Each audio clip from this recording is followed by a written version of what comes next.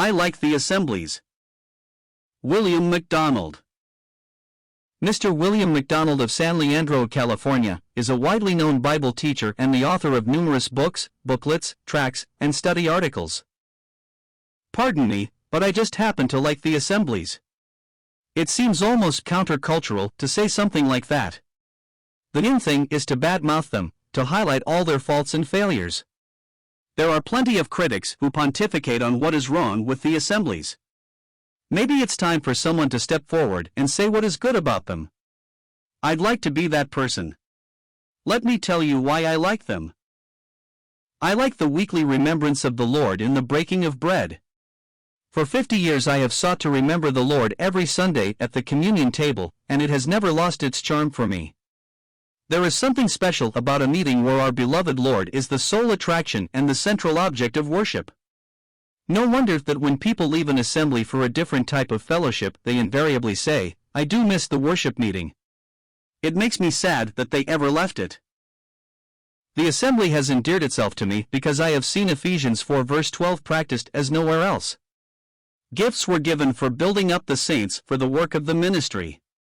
I have seen unlettered men matured to the point where they preached the gospel with convicting power. I have seen homespun men ministering to the hearts of God's people and not just to their heads. I have seen devoted women finding fulfillment not only in raising sons and daughters for God, but also in teaching other women and children, co-laboring with their husbands in support of their ministry, supporting the work of missionaries at home and abroad, visiting the sick and afflicted, and showing hospitality to saints and strangers alike.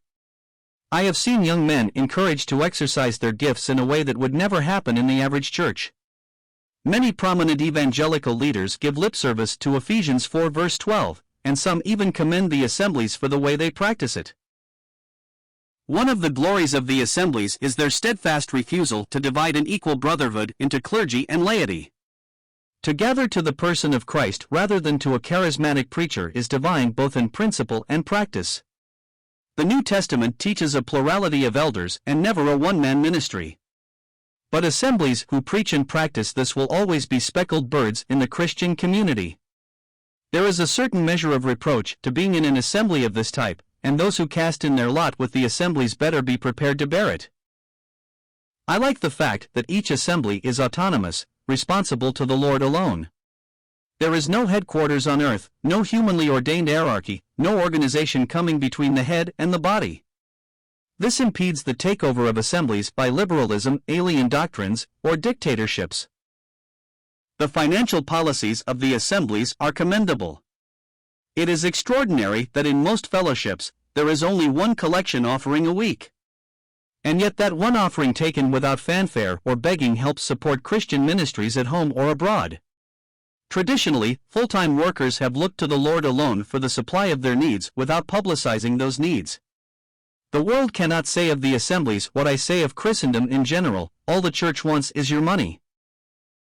I appreciate the fact that the assemblies are willing to exercise godly discipline when it is called for, even if in doing so they may be limiting their chances of ever becoming megachurches. They are content to judge their fellowships not by their size, but by the holiness of their members. The literature ministry of the assemblies has been outstanding.